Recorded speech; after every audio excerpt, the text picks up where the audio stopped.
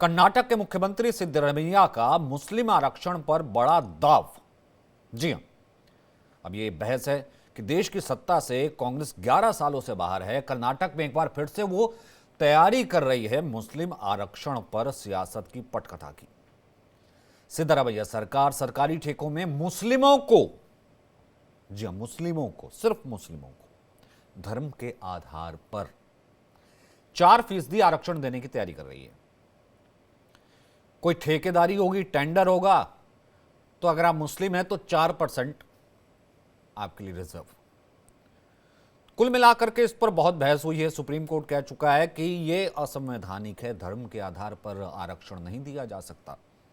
PM भी से दोहरा चुके हैं कि आरक्षण का जो आधार है वो पिछड़ा होता है, गरीब होता है। आरक्षण का आधार शिक्षा होता है। आरक्षण का आधार ये नहीं कि एक धर्म है तो आरक्षण दे दो, क्योंकि अगर कोई पिछड़ा है, अगर कोई मेन मुख्य धारा में नहीं आया है तो जरूरी नहीं कि वो मुसलमान ही होगा, वो हर किसी भी धर्म का हो सकता है। इसलिए धर्म कभी भी आधार नहीं होना चाहिए। लेकिन कांग्रेस इसे लागू करने जा रही है कर्नाटक में, तो क्या ये सियासत के लिए एक बड़ा भूचाल है? किस तरीके की ये बहस है? पहले रिपोर्ट देखिए, फिर आते हैं।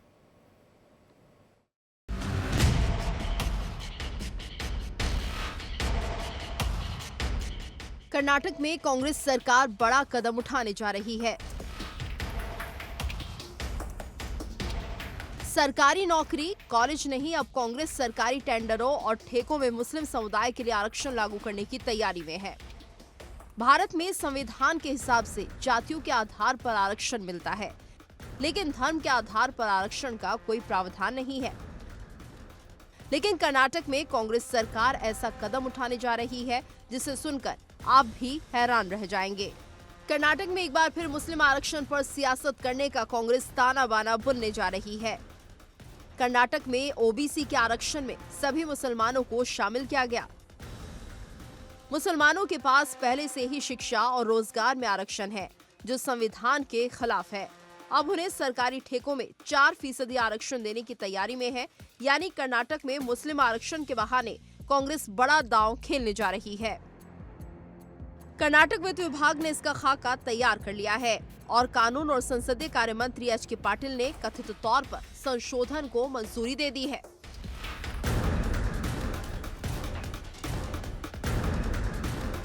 राज्य में पिछड़ों, दलितों और मुसलमानों की भारी जनसंख्या को देखते हुए कांग्रेस के मुख्यमंत्री सिद्धरमैया ने सोशल इंजीनियरिंग की अहिंदा नीति पेश की थी। अब सबसे पहले समझते हैं अहिंदा क्या है। अहिंदा कन्नड़ में शॉर्ट फॉर्म है, जिसका मतलब है दलित, अल्पसंख्यक और पिछड़ी जाति। बता दें, सिद्धरमैया ने राज्य में करीब 150 करोड़ रुपए के खर्च से साल 2015 में एक जाति जनगणना भी कराई थी, लेकिन उसके रिपोर्ट को सार्वजनिक नहीं किया गया। हालांकि ये लीक हो गई है। जेडीएस से कांग्रेस में आए सिद्धरमैया इससे काफी प्रभावित हुए और उन्होंने इस मुहिम को आगे बढ़ाने का काम किया। इससे पहले कांग्रेस सरकार ने केटीपीपी यानी Karnataka transparency in public procurements अधिनियम में संशोधन कर 24.01% आरक्षण को लागू किया था। यह आरक्षण 50 लाख रुपए तक के सरकारी ठेकों पर लागू किया गया था। बाद में मार्च 2023 में इस सीमा को बढ़ाकर 1 करोड़ रुपए तक कर दिया गया। इससे पहले मुस्लिम विधायकों और समुदाय के नेताओं के एक प्रतिनिधिमंडल ने मुख्यमंत्री सिद्धरमैया से मुलाकात कर सरकारी ठेकों में आरक्षण की मांग की थी। सरकार इस पर विचार कर रही थी, लेकिन जब इस मुद्दे पर विवाद बढ़ा तो उसने अपने कदम पीछे खींच लिए। अब कांग्रेस सरकार फिर से इस मुद्दे को आगे बढ़ाने की तैयारी कर रही है। सीएम सिद्धरमैया मुस्लिम आरक्षण के जरिए कर्नाटक में एक बड़े वोट बैंक को साधने की स्ट्रैटेजी है। बीजेपी विधायक वाई भरत शेट्टी ने कहा कि ये कांग्रेस अपने मुस्लिम वोट बैंक को खुश करने की कोशिश कर रही है। साथ ही कहा कि कांग्रेस सरकार मुस्लिमों के आरक्षण का प्रस्ताव लाती है तो हम पुरजोर तरीके से विरोध करेंगे। Bureau report, India daily. मुस्लिम वोट बैंक को अगर मजबूत करना है तो साहब, मुस्लिमों के लिए अगर आपका ये तर्क है कि वो पिछड़े हैं तो योजनाएं लेकर के आइए ना, अपलिफ्ट कीजिए ना। और सिर्फ जो है मुसलमानों को आरक्षण की तैयारी, और टेंडर भी, अब टेंडर निकलेंगे, मुसलमान होगा तो 4% उसके लिए रिजर्व हो जाएगा कर्नाटक में। धर्म के आधार पर यह आरक्षण जो है पहले से ही लागू है, जो कि गैर संवैधानिक कह चुकी हैं तमाम पार्टियां। लेकिन सुप्रीम कोर्ट भी इसके बारे में सख्त टिप्पणी दे चुका है। हमने देखा था कि किस तरीके से पश्चिम बंगाल में कौन सी मुस्लिम जातियों को पिछड़ी जातियों में शामिल करके आरक्षण देने का एक जो है वो जाल रचा गया था। कहीं ना कहीं वो भी एक अपीसमेंट ही था, ताकि वो मुसलमानों को, वो जो जातियाँ शामिल हो जाएंगी उनको लाभ मिल जाए। और वो मुसलमान है, पिछड़ा जाति का है, वहाँ पर जो है भले वो अमीर है लेकिन उसको आरक्षण मिल जाएगा। तो क्या ये सोशल जस्टिस है? प्रदीप सिंह हमारे साथ है, बीजेपी के नेता। अमितोष पारिक हैं जो कि वीएचपी के प्रवक्ता हैं। ऋषि मिश्रा हैं हमारे साथ जो कि वरिष्ठ पत्रकार हैं। सबसे पहले अमितोष, मैं आपसे शुरू करता हूं। आप इसका पुरजोर विरोध कर रहे हैं, लेकिन वो ये कह रहे हैं कि हम पिछड़ों को आगे लेकर के आ रहे हैं।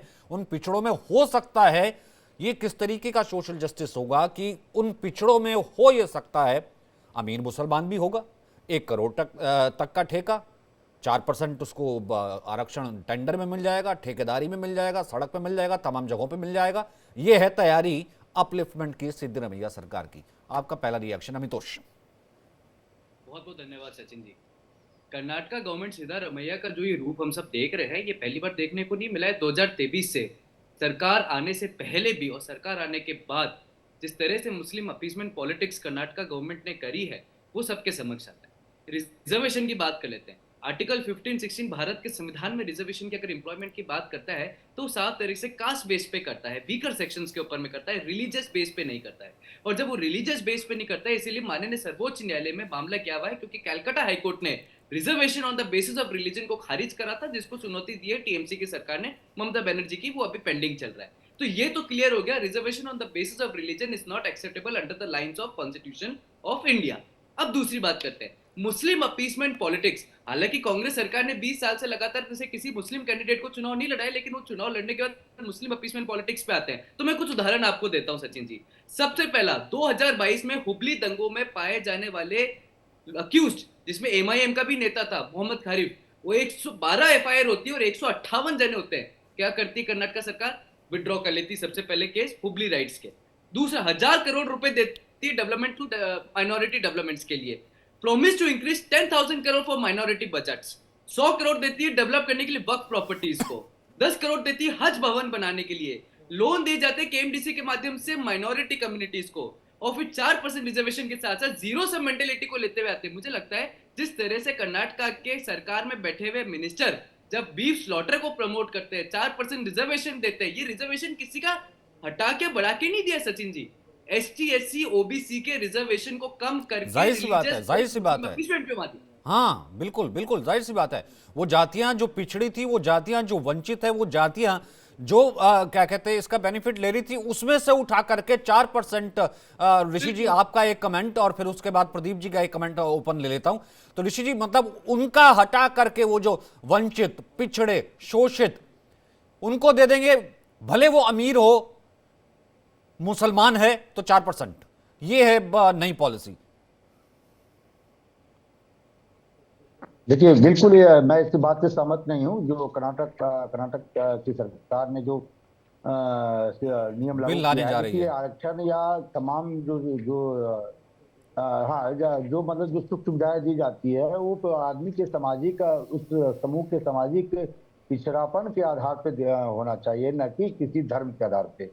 हालांकि इसमें राजनीति है। अभी कर्नाटका से लेकर गुजरात, तमाम राज्यों में आप देख लेंगे तो ये जो सिस्टम है आरक्षण का, यदि हम कर्नाटका की बात करें तो देवेगौड़ा सरकार के समय ये इसकी शुरुआत की गई थी 1995 या 96 में, जब देवेगौड़ा सरकार बीजेपी के समर्थन से चल रही थी। इसी प्रकार के जो डेवलपमेंट आप गुजरात में देखे होंगे, जब नरेंद्र मोदी गुजरात के 13 सालों तक मुख्यमंत्री रहे, मुस्लिम समाज के कुछ ऐसे तबका जो अभी भी पिछड़े हुए हैं, उनको उस समय के तत्कालीन गुजरात सरकार में जब मुख्यमंत्री नरेंद्र मोदी थे तो उनको भी आरक्षण दिया गया। लेकिन मैं इस बात से बिल्कुल इत्तेफाक नहीं रखता हूं कि किसी भी समाज के एक हिस्से को धर्म के आधार पे रिजर्वेशन मिलना चाहिए। ये गलत है। चाहे परंपरा गुजरात की सरकार ने इसको लेकर पहल की हो, या कर्नाटका के उस समय के देवेगौड़ा सरकार, या वर्तमान में जो सिद्धरमैया सरकार है। आप सामाजिक पिछड़ापन, उस समाज का डेवलपमेंट के आयाम से कितना कनेक्टिविटी है, कितना वो जुड़ा हुआ है, डेवलपमेंट का आयाम उस समाज तक पहुंचा है या नहीं पहुंचा है, उस आधार पे आप रिजर्वेशन या जो लाभांश आप देना चाहते हैं उस आधार पर तय हो, न कि धर्म और जात के आधार पर। जी प्रदीप जी, एक गुजरात और जोड़ देते हैं कि नहीं, एक बार जो है 25 मुस्लिम जातियाँ थी, उनको भी इस तरह आरक्षण दिया था, उसको शामिल कर लिया था पिछड़ों में। लेकिन मेरा सवाल सोशल जस्टिस का है। ठीक है, आपका एक प्रस्ताव है कि धर्म के आधार पर आरक्षण नहीं होना चाहिए। कर्नाटक में जो है आपकी पार्टी जो है विपक्ष में है, वो इसका पुरजोर विरोध कर रही है। लेकिन अगर ऐसा होगा तो फिर एक वक्त पे तो खुला खेल हो जाएगा। मतलब कोई सिख का आरक्षण नहीं, कोई जैन का आरक्षण नहीं, कोई हिंदू का आरक्षण नहीं, कोई गरीब नहीं, कोई वंचित नहीं, सिर्फ और सिर्फ मुसलमानों को आरक्षण दो और वोट लो। सचिन जी नमस्कार, साथी वक्ताओं को भी नमस्कार, प्रणाम। सर देखिए, 55 वर्षों के अपने शासनकाल में कांग्रेस ने यही किया है और उनकी ये जिस दशा पे वो प्राप्त है वो किसी से छिपा नहीं है। मैंने एक खबर पढ़ी, उसमें लिखा था कि दे सकती है। आप इस पे ध्यान दीजिएगा कि दे सकती है। तो ये जो गुलछर्रे छोड़ने वाली बात है या शगुफा छोड़ने वाली बात है, कांग्रेस इसमें काफी समय से माहिर रही है। ध्यान हटाना अपनी असफलताओं को छिपाने के लिए। कर्नाटक में इन्होंने 5 प्रॉमिसें की थी और उसके बाद ये बोलते थे, तकिया कलाम बोलते थे कि 6वीं प्रॉमिस ये है कि 5 प्रॉमिस पूरे करेंगे। राज्य की क्या दशा हुई, क्या स्थिति हुई कर्नाटक राज्य में। ये पहले जो भाजपा की शासन वाली सरकार थी तो उसको 40% या बोलते थे या जो भी बोलते थे उसको, लेकिन ये आए तो स्थिति को तो और बदतर कर दिया। अब ये क्या है कि इस दे सकने वाली जो परिभाषा है, इसके अंदर इनको एक शील्ड दिख रही है कि आने वाले समय में दूसरे राज्यों में चुनाव है, अपने पास जो चुनाव है। देखिए कर्नाटक की जो स्थिति थी चुनाव में पिछली बार, वो स्थिति और कांग्रेस के दूसरे राज्यों की स्थिति से थोड़ी भिन्नता थी। बिहार में चुनाव इसी वर्ष में है। अब कांग्रेस अपने खोए हुए उस अस्तित्व को, कुछ अपने उस वोट बैंक को वापस से प्राप्त करना चाह रही है, ये उसी में है। ये देखिए इनकी नीति रही है कि जितना ज्यादा से ज्यादा आप लड़ा सकिए, जितना ज्यादा से ज्यादा आप अफवाहें फैलाइए। आम चुनाव को देख लीजिए। मैं इस बात पर बड़ा ताज्जुब करता हूं कि आखिर इनको ये आइडियाज आते कहां से हैं। ये असलियत में कुछ नहीं कर सकते।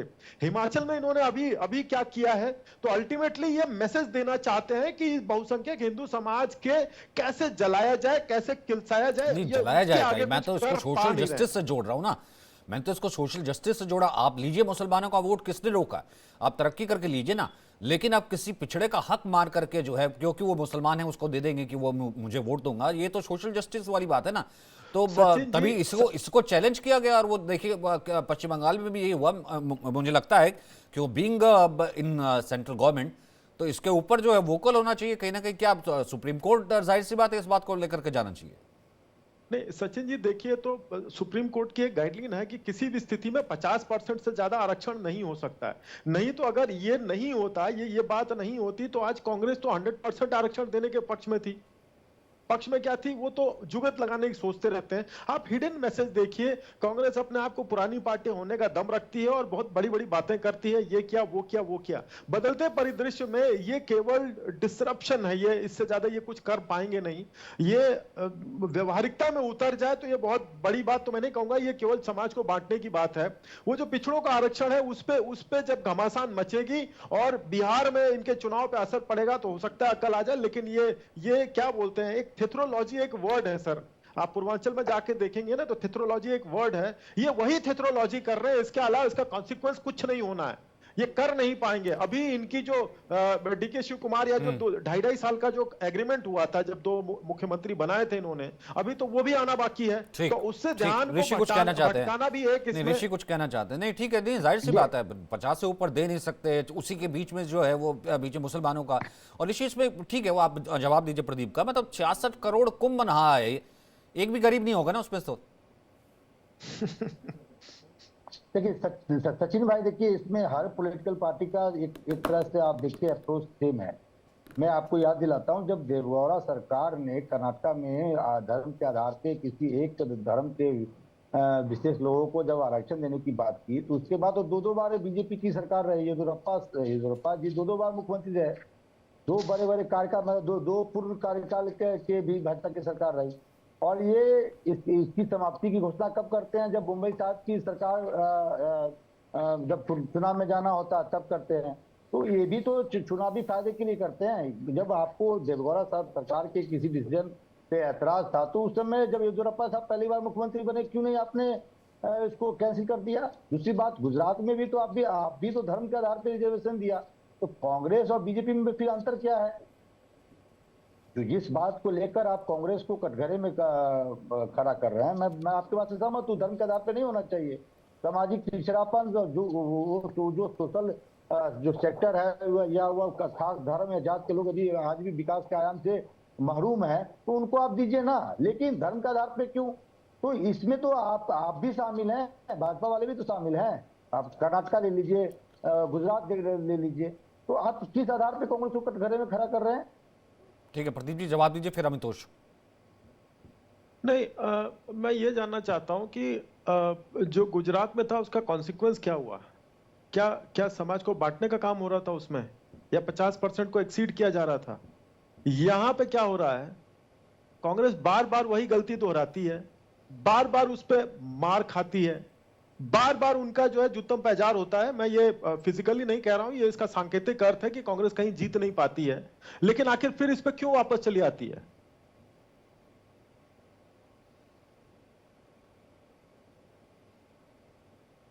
तो कांग्रेस के प्रवक्ता बताएंगे, लेकिन मैंने जो डेवलपमेंट है कांग्रेस ने आज चाहे वो अपना भाजपा ऑफिशियल का प्रवक्ता स्टैंड हो भेजा या ही नहीं। कांग्रेस का, उन्होंने सेफ खेलने की कोशिश की है, क्योंकि बाकायदा कहा गया था इस पर डिबेट, और उन्होंने भेजा ही नहीं इससे प्रवक्ता। खैर ऋषि जी थोड़ा डिफेंड करते हैं, लेकिन ऋषि बिल्कुल ओपनली कह रहे हैं। पर इस पर तो पूरे तरीके का हम ये कहते हैं ना अमितोष, मतलब अमितोष, क्योंकि अमितोष जो हैं वो ये तो हिंदू बिल्कुल हैं तुष्टीकरण है। या ऋषि जी मिश्रा हैं या वो कर्नाटक प्रदीप सरकार जी का सिंह तुष्टीकरण है है। या प्रदीप जी सिंह है, इस कारण से जो है वो गरीब नहीं हो सकते, या उनके फैमिली में कोई गरीब नहीं हो सकता। यहाँ 4% ठेका देंगे क्योंकि वो मुस्लिम है। मतलब ये किस तरीके का, मतलब इसके ऊपर तो एक पूरा जिसे कहते हैं ना वो होना चाहिए, सुप्रीम कोर्ट हो, तमाम चीजें हो। और कपिल सिब्बल बाकायदा इस चीज की दलील दे रहे थे, मुस्लिमों धर्म के आधार पर नहीं हम आरक्षण दे रहे हैं, हम आरक्षण जो है वो पिछड़ी जातियां जो हैं मुस्लिमों की उनको शामिल कर रहे हैं। अमितोष। सचिन जी देखिए, एक टेक्निकल पॉइंट में टच करता हूँ कि किस तरह से ये अपीसमेंट है। सबसे पहला बात तो ये है कि चाहे गुजरात हो चाहे भारत का कोई सा भी राज्य हो, वहां पर मुस्लिम को आरक्षण देना अपने आप में कानून के विरोधी है, क्योंकि मुस्लिम कास्ट कम्युनिटी में नहीं मानते, एक रिलीजन है और रिलीजन बेस्ड रिजर्वेशन संविधान में नहीं आता।